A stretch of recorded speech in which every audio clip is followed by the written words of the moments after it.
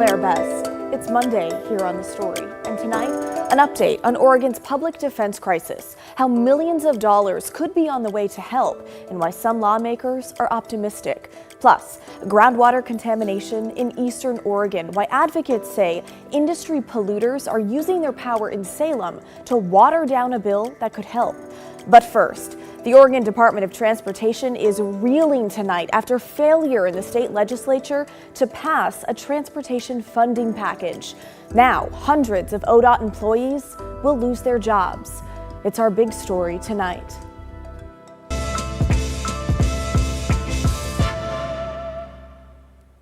Next week, because of the nature of not having the resources that we need, we will have to initiate layoff notices at the Oregon Department of Transportation.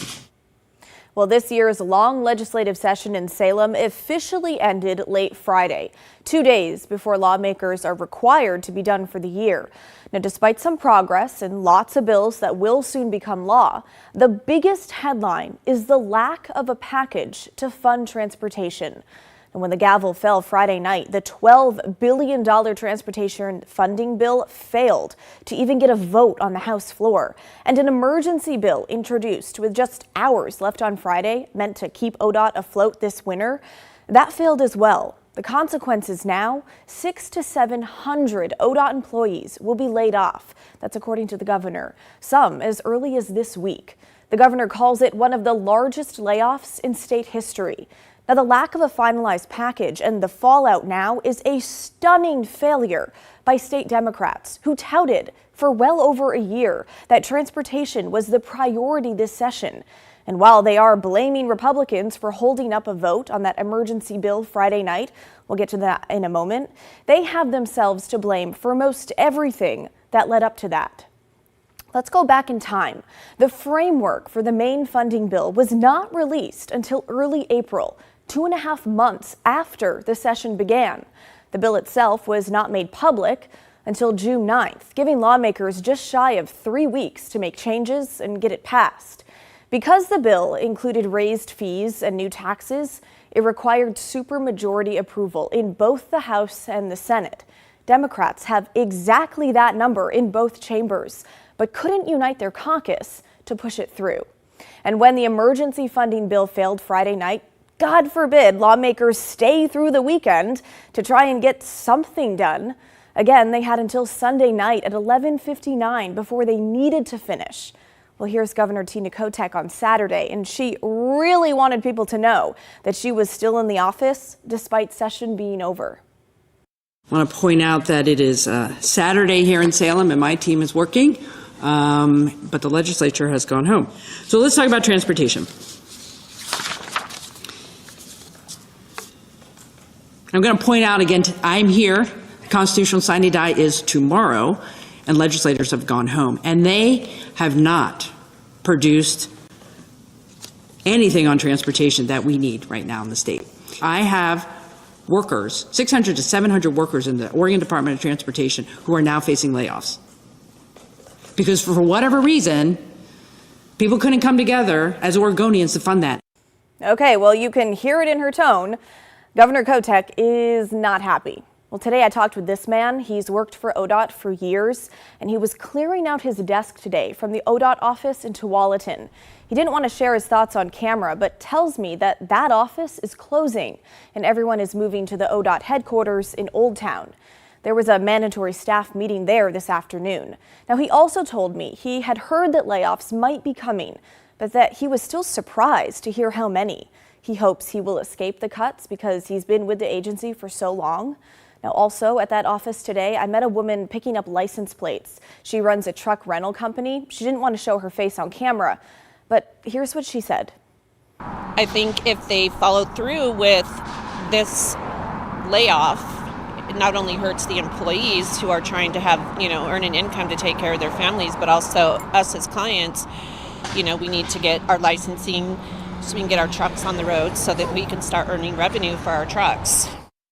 Now, we have asked ODOT staff several times over the past week and today to talk with us on camera, but they declined each time. Today, a spokesperson tells me they are still working through the exact number of layoffs, and they expect to know more details in the coming days. Adding in part, quote, ODOT cannot use federal funding for maintenance. State law prevents the agency from using project or transit money to pay for maintenance or agency operations. The only way to balance the budget and live within available funding is to make deep and severe cuts. These cuts will harm Oregon's transportation system, Oregon's travelers, and the operational health of the agency. The agency is using vacancy savings wherever possible in order to minimize the number of layoffs, but will still lose hundreds of current hardworking employees. And they warned Oregon's travelers will soon experience a less reliable transportation system. Now, while many blame state Democrats, state Republicans don't get a free pass either. That brings us back to that emergency funding bill Friday night. It passed out of committee, but in order for a vote on the floor, there needed to be Republican support for a procedural motion. Well, that didn't happen, meaning the bill died. The governor was sure to point that part out on Saturday. There were the votes, bipartisan votes, to pass House Bill 3402, which would have had a small gas tax and some changes in registration and title fees to fund the Oregon Department of Transportation.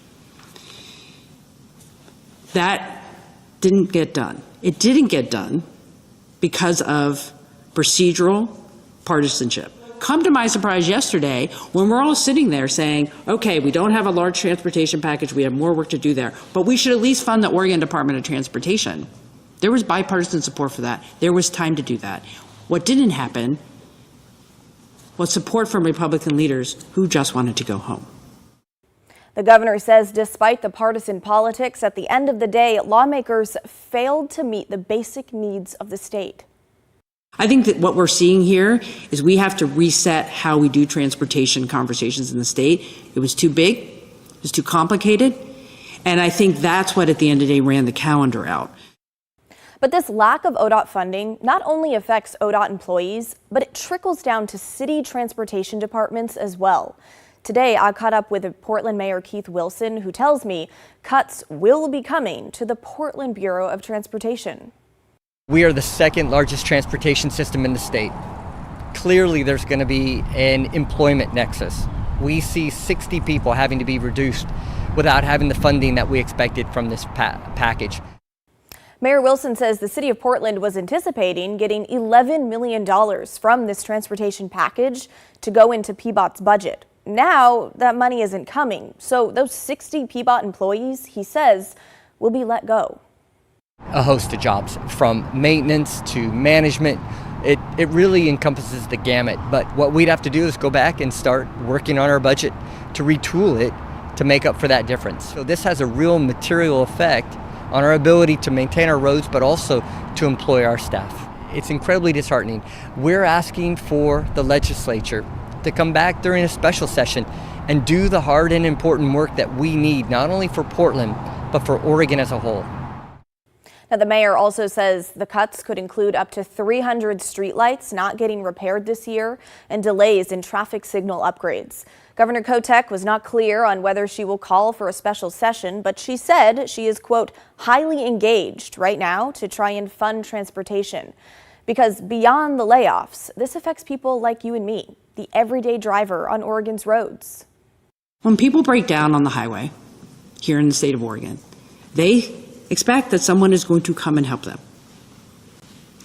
When there's a pothole on a highway, they expect someone is going to fix it. When it is the summer and there's vegetation along the roadway that has to be cut back so it's not a fire hazard, they expect ODOT workers to be there. When winter is happening and there's snow on the ground, people expect snowplows to move the snow. Okay, so what do you think about the lack of a transportation funding package? Are you worried about the ODOT layoffs and the condition of our roads in the months to come? Why or why not? Let us know. Email the story at kgw.com or call and leave a voicemail 503-226-5090. Well, a bill aimed at tackling Oregon's public defender crisis made it to the governor's desk. House Bill 5031 funnels more money into the public defense system and allows attorneys to take on more clients. The bill allocates $700 million to the Oregon Public Defense Commission over the next 2 years. Earlier this month, Commission Director Ken Sanchagrin delivered a plan to Governor Kotek that gives a grim lay of the land when it comes to the public defense crisis. The Oregon Judicial Department says there are about 3,700 unrepresented defendants right now. Sanchagrin's plan would allow defense attorneys to take on more cases than the maximum attorney caseload. He also plans to be more strict in enforcing contracts with public defense firms, making sure they're taking enough cases. But first-year public defense attorneys would have a smaller caseload. And Sanchagrin wants to have law students work on public defense cases while they're still working to pass the bar. And when they graduate, they'll have a job waiting for them. Lawmakers say they have faith in Sanchagrin, who was appointed to the director job in April after Governor Kotek fired the previous director. During a vote earlier this month on the bill in the House, they called his plan a, quote, real fundamental improvement. I am not here today saying this is a perfect agency. I'm not even here saying that this agency has made steady progress. What I am here to say is that they've got a new director. We have put together some suggestions and another measure that will help improve the oversight. The folks are dedicated to the mission, even if they aren't always dedicated to the organization. And I believe we have, after 3 years, the ship finally turned with a leader who is a leader instead of a manager, and organizations that understand we either get it right or perhaps they may not exist much longer. So that oversight bill that Representative Evans was referring to is House Bill 2614. There it is, which also passed and is waiting for the governor's signature. It allows her to fire the commission's executive director for just cause.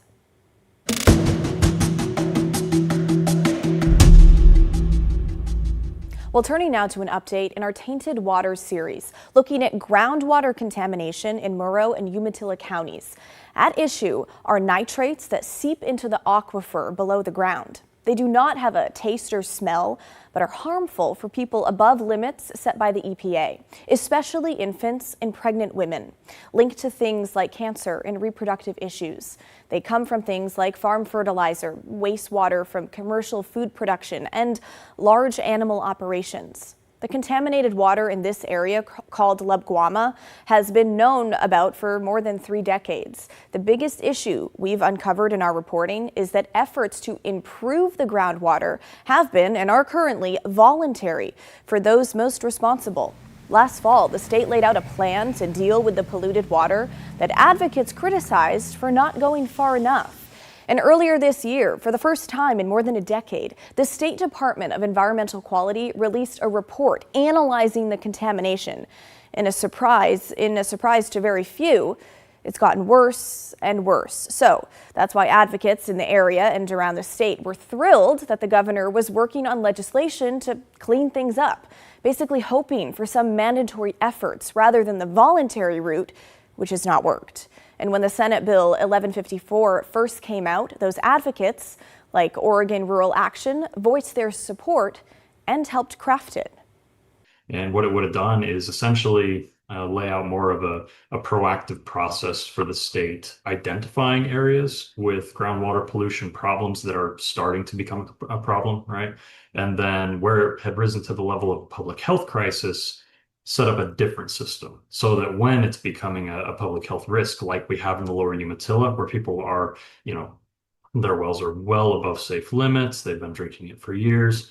If we get to that point somewhere else in Oregon, what are we going to do different? And the idea that we brought to the table was, hey, if we get to the public health crisis level, it cannot be left up to agency discretion to step in. It needs to be very specifically laid out what those agencies are going to do, how they should do it, and the urgency with which they should do it.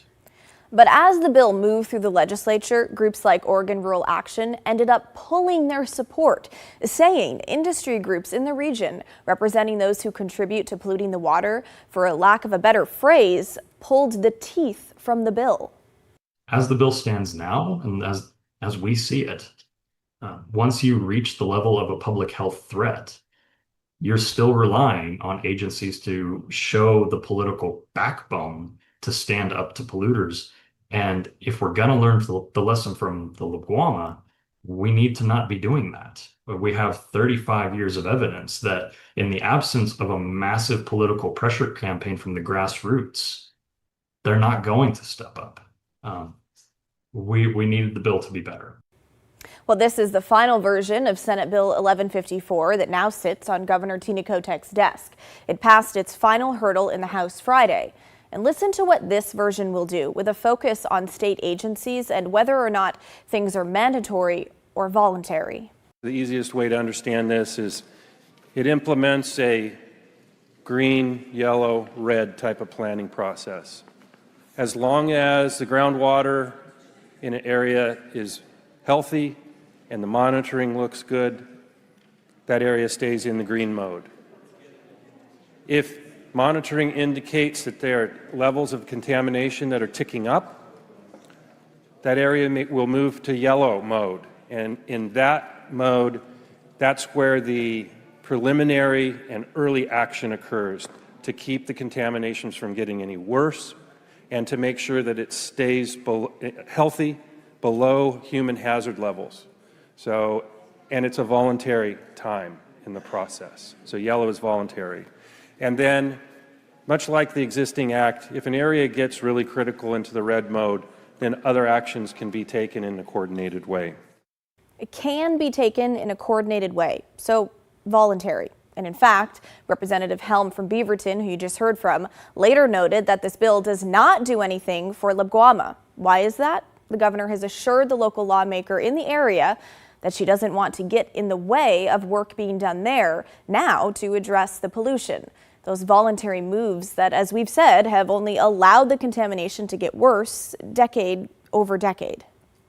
I have received assurances, both in writing and in multiple conversations, that Senate Bill 1154 is not intended to disrupt, override, or preempt the existing LaGuama structure.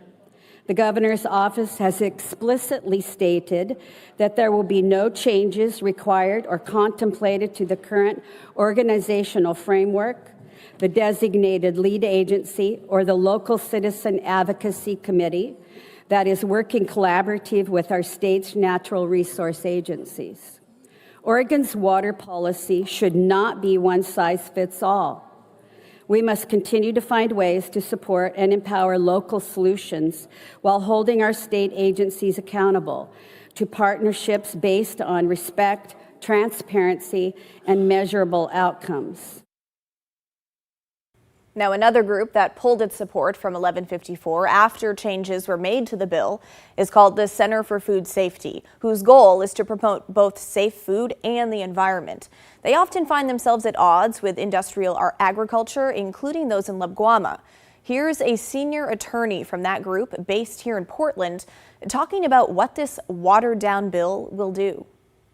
I think the improvements that it makes are so minimal that I don't see it being very helpful at all to solve the overall problem.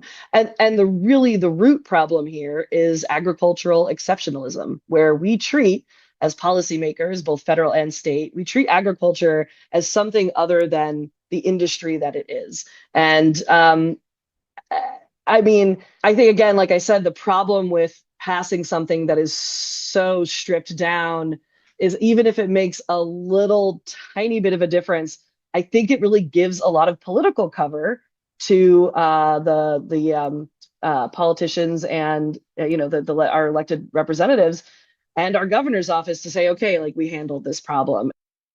Well, on the flip side, there are some in the area who are happy with the end version of 1154. That includes the group Water for Eastern Oregon. It's made up of farmers and businesses who operate in and around the area, no doubt representing the industry that Oregon Rural Action and others blame for letting the contamination continue.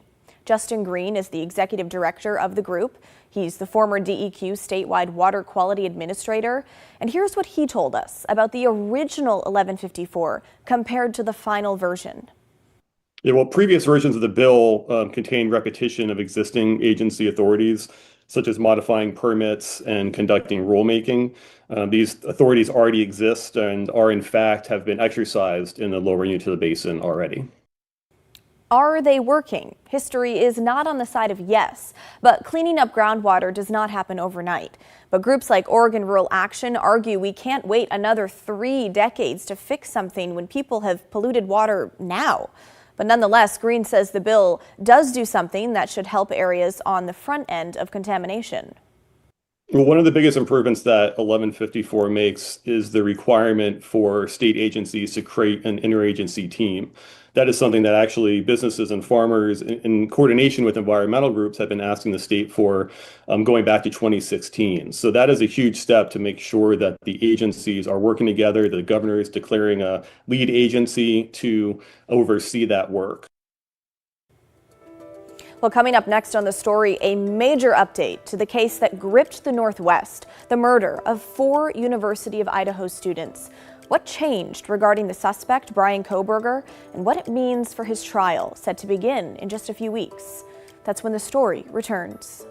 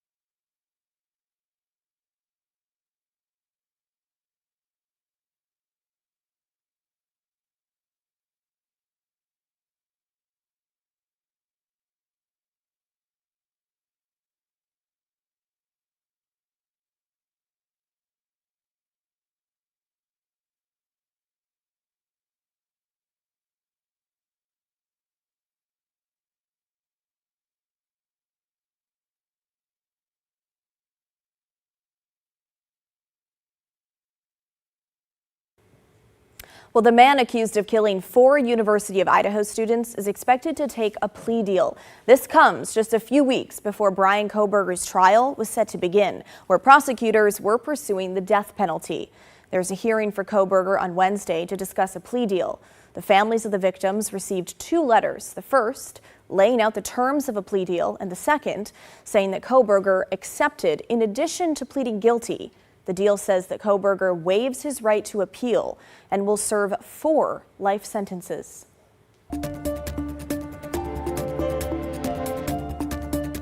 Well, officials have identified the 2 firefighters killed in an ambush in Idaho yesterday.